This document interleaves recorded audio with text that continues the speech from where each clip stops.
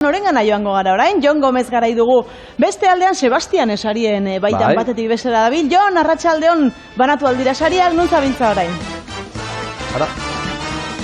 Apa, Jon? Arratsaldeon lagunok, guk hemen jarraitzen dugu Bidasoa Taproomen, kursalen pare-parean, hemen Usandizaga kalean, hemen delako, oraindik tartetxoa falta da, 20 minutu inguru, 7:04 denetan, bertara etorriko dira, aurpegi ezagun gehienak, Sebastian Esaria, lehen ere aurreko konexioetan esan dizuegu, Sebastian Esaria, LGTBIQ+ ikuspegitik epaitutako pelikularik onena zein izan den, gaur jakingo dugu, hori 7:30 izango da, eta aurreratu dezakeguna, aurkezleak nortzuk izango diren, jakin badakigula. Garazi eta Xabi eta Garazi. Hemen harrapatu zaituztet gidoia prestatzen. Bai, alaxe da, ez dizugu gidoia erakutsiko, mendik badegulako nun baiten idatzita, baina kinielak egiteko momentua denez, orain badakizut ez herrin barrezuten apostuk eta olakoa, jakiteko zeinek eramango den arteko...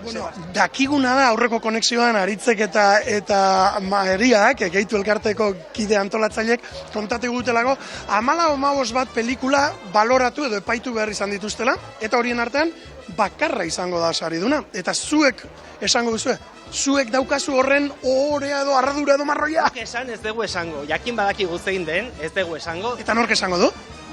Pentsatzen dut epaimaiaren presidentea, okerrez banago, baina hemendik gutxire izango da. Samantha Hudson izango da. Hori da, epaimaiko presidentea Samantha Hudson da, artista ezaguna, hemendik dabilen aia gero fotokolean harrapatzeko aukera dugun, Urdurizabete.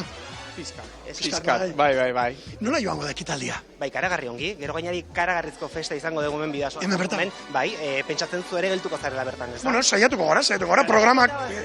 Xabik eta Maialenek, nahiko zorrotzak izaten dira Xabik eta Maialen gurekin, baina utzi eskero geratuko gara, Bai, edango dugu eta jango dugu ere, bai. Bai, Ez que planik ez da falta zinemaldian lagunok, ikusten duzu, Zuek ere nahi izan ez gero, bertan Bidasoa Taproomen, aukera zoragarria duzuela, bertan mokadutxo, edan bat hartzeko, eta zergaitik ez, Sebastian Esaria, berdintasun eta LGTBIQ+ ikuspegitik aurtengo zinemeldiko filme sariduna zein den jakiteko. Horretarako, 7:30 itxaron behar.